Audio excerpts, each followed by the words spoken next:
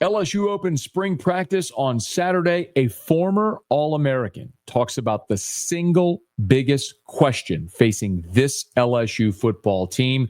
You'll hear it next. Locked on LSU. Let's go.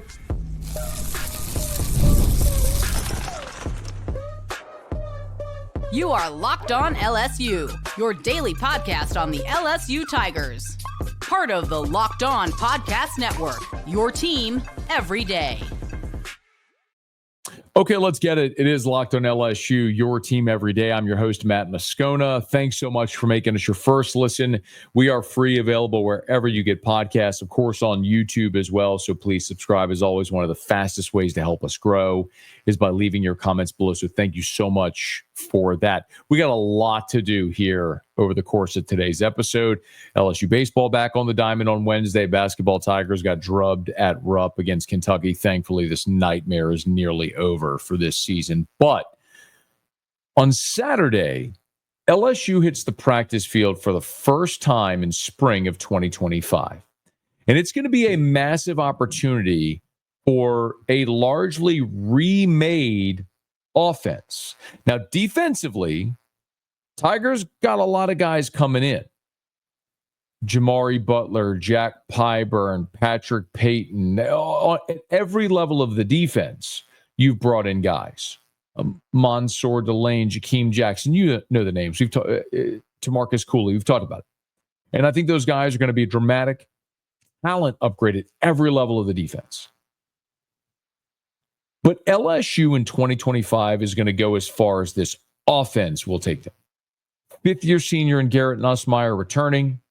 Caden Durham, your leading running back, returning. Aaron Anderson, your leading receiver, returning. Guys like Treydas Green, Xavier Thomas. And then you've added Nick Anderson and so many, Barry Brown, so many other guys offensively. The two tight ends that you've added, namely Bauer Sharp. There's a lot of reason to believe this team is going to be really good. But for the offense to function, this offensive line has got to keep Garrett Nussmeier upright, and they got to get running lanes for Caden Durham in this running game. Well, you're replacing 4 starters on the offensive line, including Will Campbell, who's very likely going to be a top 10 pick, Emory Jones, who should be an early day 2 pick, Miles Frazier, Garrett Dellinger, 2 of your highest graded offensive linemen from the 2024 season. The only returner you got is DJ Chester, and he was your lowest graded offensive lineman. So you got to make this work. You're bringing in Braylon Moore at center from Virginia Tech. You're bringing in Josh Thompson, who played both guard and tackle at Northwestern. Ideally, this coaching staff, as I understand it, would love to see Josh Thompson slide in at guard. But that would require Tyree Adams, Weston Davis, Bo Bordelon, some of these highly regarded guys that you've recruited to settle in at tackle and be really good. Now, remember the bowl game. Tyree Adams started at left tackle. Bo Bordelon started right at the right guard. We saw Miles Frazier start at right tackle, but Bordelon also played some tackle. Weston Davis played some tackle. So you've seen a rotation there. But you got to find these roles, and it starts in spring practice. Now, I had a chance to visit with former LSU All American Will Blackwell. Now, Blackwell, you might remember, was an offensive guard at first team All American offensive guard on the 2011 team. That was the most dominant LSU team we'd ever seen until the 2019 team came along. They just got hosed, and Alabama got a rematch they didn't deserve. But on that offensive line, which had 10 guys, they had 9 guys that had started SEC games, and they're too deep on the offensive line. And the 10th guy was Lyle Collins, a 5-star true freshman, who, by the way, but for the fact that you had so much experience, boom, would have been an immediate starter, but ended up becoming an All-American player for LSU. Anyway, I asked Will a lot of questions about this offensive line because he's been through a lot of that. The young guys growing up, the value of spring, the value of young guys playing a role, depth, all that sort of stuff. And I started by asking Will Blackwell the value of spring practice, which has largely been debated over the years. I think it kind of depends on where you are with your roster. Like take for us, for example, 2011, spring of 2011. I mean, did we really get that much accomplished? No, because we already had 15 returning starters. You had an experienced quarterback. So you kind of going through the motions with the starters. Now, a team like this year, when you're losing your entire offensive line, big-time receivers, you do have your quarterback back, but, with the interior and, the nucleus of that offense really kind of being brand new minus Chester, it's going to be tough, and those guys probably need to get as many reps as they possibly can. The reps part of that, aside from Chester, you being new, I think is so huge. I could see a world where in spring, the first reps from the first team, Braylon Moore's at center, Josh Thompson, the Northwestern transfers at right guard, DJ Chester is at left guard. Chester started all 13 games last year at center, moving back to his more natural spot.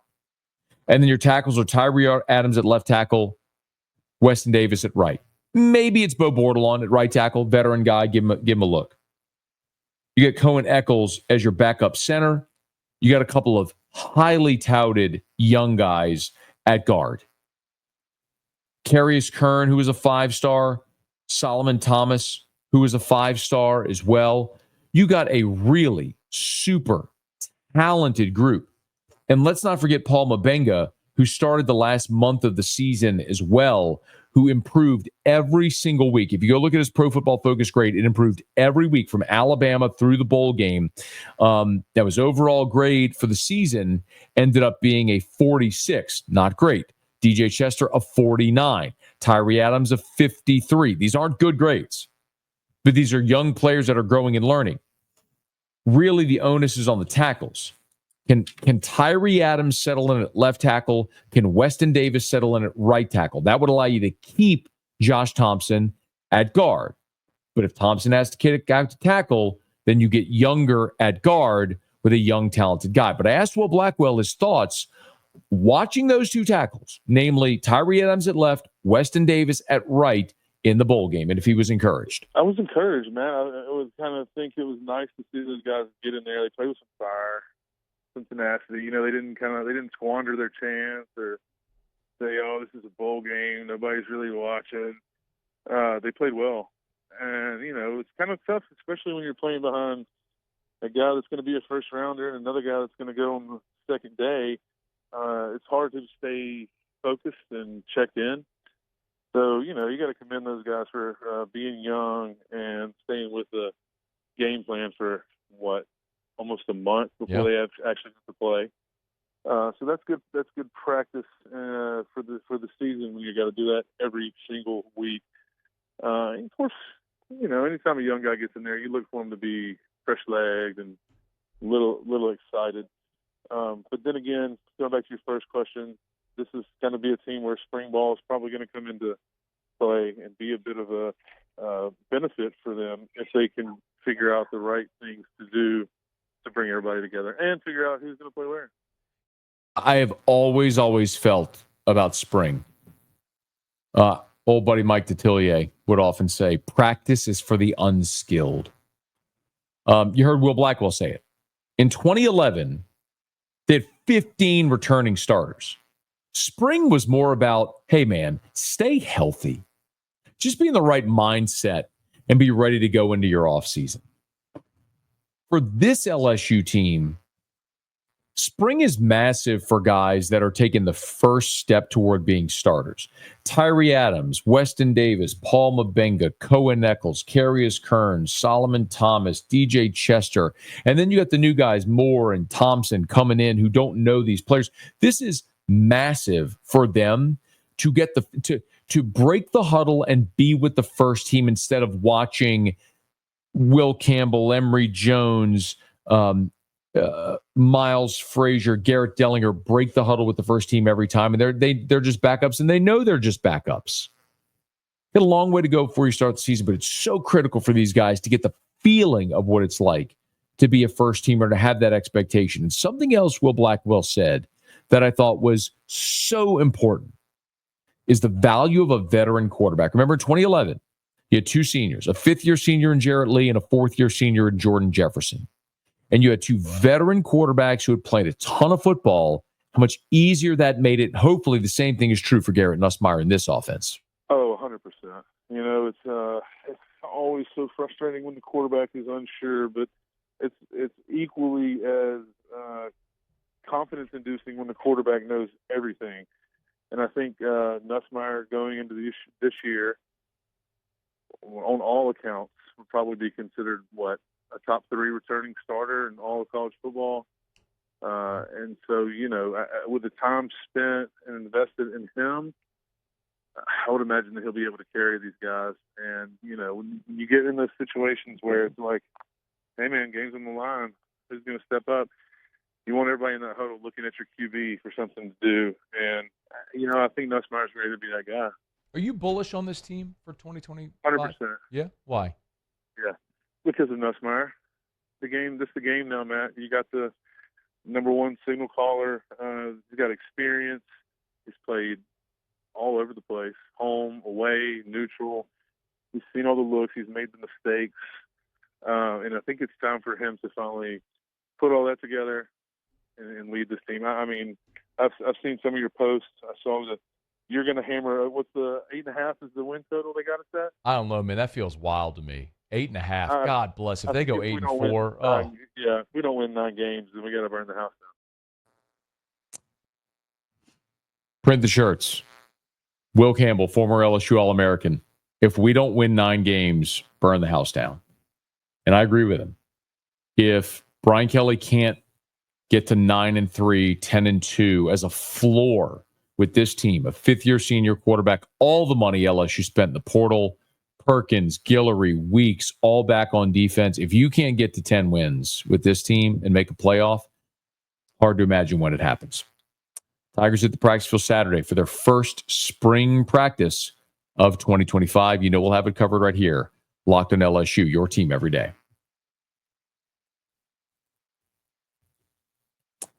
Get the supplies you need from the site made for the skilled trades. Supply House. Whether you're in plumbing, HVAC, or electrical work, Supply House is the reliable way to order products online. Their easy-to-use website is packed with helpful resources and the latest product info to help you get the job done right. Plus, with a complete inventory of over 200,000 parts from 400-plus top brands, you'll find exactly what you need, delivered fast from coast to coast. Need help with an order? Supply House offers expert support and industry-leading service, so you'll always talk to a real person. And for trade pros looking for an extra edge, their free Trademaster program offers exclusive perks like a dedicated phone line, free shipping, and discounts on every order. Thousands of skilled professionals are already taking advantage. Now it's your turn. Join the Trademaster program today at supplyhouse.com/TM and start ordering plumbing, HVAC, and electrical supplies with just a few clicks. Plus, use promo code SH5 for 5% off your first order. That's supplyhouse.com. Well, the nightmare's almost over for LSU basketball. 31 years ago on Mardi Gras, now that was February 15th of 1994. Mardi Gras this year was March the 4th. But 31 years ago, LSU led by 31 points against Kentucky in a game at the Maravich Center. Tony Delk started bombs away at 3, and LSU ended up blowing a 31-point home lead against Kentucky on Mardi Gras Day in a game that Kentucky fans have dubbed the Mardi Gras Miracle. On Tuesday, this Fat Tuesday, Kentucky at Rupp Arena this time dominated LSU by 31 points. Kentucky wins at 95-64. Kentucky made 6 of its first 11 shots. They had a 13-point lead in just a blink. It was about 5 minutes into the game. And never really looked back. Really unfortunate for LSU that they just weren't able to actually get close in this ball game. But LSU didn't really offer any resistance in this game against the Wildcats. Kentucky, they are a really good offensive team. You might remember in the SEC opener, they scored 106 on Florida. They scored 95 on Mississippi State. They scored 81 on Texas A&M, which Buzz Williams' team is always good on defense. This was an LSU team that was just incapable of competing. Freshman Robert Miller led LSU with 15 points. That was great to see. Cam Carter for LSU in this game ended up with 14 points. He was 4 of 6 from 3. But it just wasn't enough. Jordan Sears added 14. 13. Those were the only 3 Tigers in double figures. Meanwhile, you look at Kentucky. My goodness. Otega Owe from Kentucky had 24 to lead the way. You had both Ansley Amanor and Brandon Garrison with 15 apiece. Colin Chandler had 11.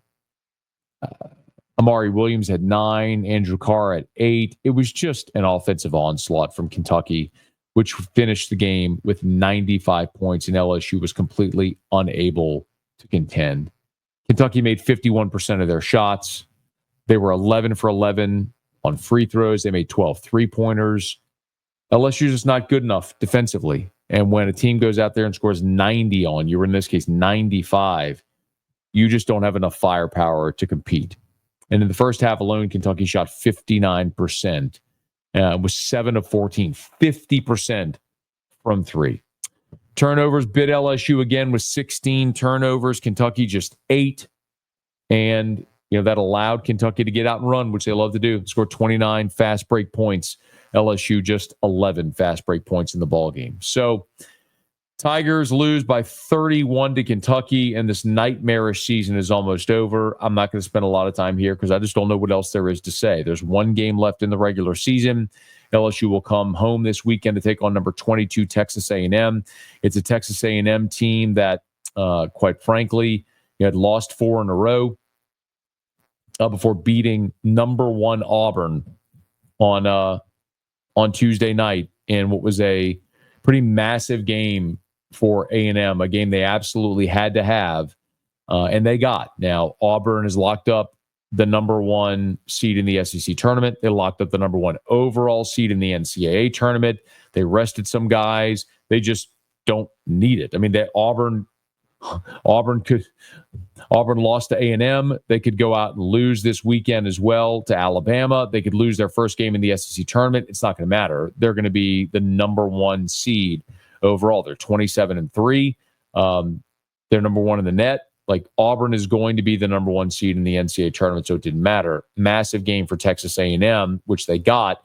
And now A&M, which is fighting for stability in their seeding, is going to play LSU at the Maravich Center this weekend and blow the doors off of LSU, and especially because Buzz Williams' teams are always so good defensively, and LSU can't score if Cam Carter doesn't go. So LSU is going to lose on Saturday. Like we told you, they were going to lose 5 in a row to finish. They're going to lose 5 in a row to finish. And they're going to lose the SEC tournament game as well, and the season will be over. And then all attention for LSU in this offseason will shift and focus toward the transfer portal, to putting together, spending the money you said you're going to spend, and putting together a roster that can compete. The question is, at what level can they compete? Are they an NIT team?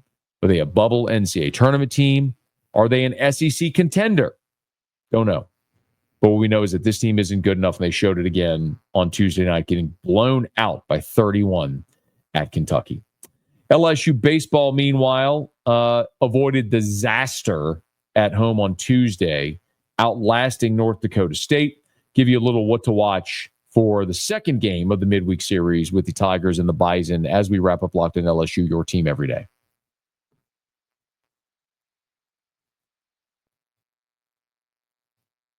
If you missed our recap episode of LSU and North Dakota State, would highly recommend that you check it out.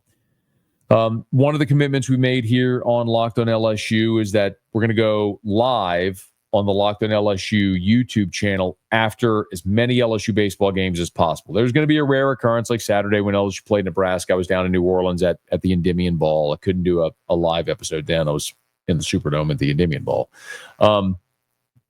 But I'll do as many post-game live episodes as I can. So if you're listening on podcast or watching on YouTube on demand, please subscribe to the YouTube channel Hit the bell so you're notified whenever we post a new video or go live. Just remember that when an LSU baseball game goes live, come find us on the Locked On LSU YouTube channel. We'll be there giving you post-game reaction. So the Tuesday game was one that wasn't a lot of fun to watch. Some defensive miscues and the inability to throw strikes at times had LSU dig themselves a pretty deep hole against a bad North Dakota State team. But the Tiger bullpen ended up throwing 5 zeros from the 5th through the 9th to give the offense a chance to get back into it, which they did. Stephen Milam, a couple of huge hits in the 6th and the 8th to get to tie it, and then ultimately give LSU the lead. And LSU would win it 11-9 against North Dakota State in a game where they were very much on the rope. So now you turn the page, and this becomes an absolutely massive game, a massive opportunity for William Schmidt. So if you're an everydayer, and thank you for that, we've been talking about this. This was an LSU team that came into this season with Cade Anderson, Anthony Ianson, Chase Shores as the weekend rotation. And we've said from jump, if any of those guys wobbled, Connor Ware was next up to take that spot. Now, one outing does not a season or a career make. And so Connor Ware getting roughed up a little bit by North Dakota State doesn't mean he's not good, doesn't mean he won't throw significant innings. I think he will. What shows is that you still have a flawed baseball team, which I think we all know. But Connor Ware is a really good 6'4" left-handed pitcher who throws mid-90s. And he's a guy that was dominant in JUCO and was LSU's best pitcher in fall ball and through the preseason.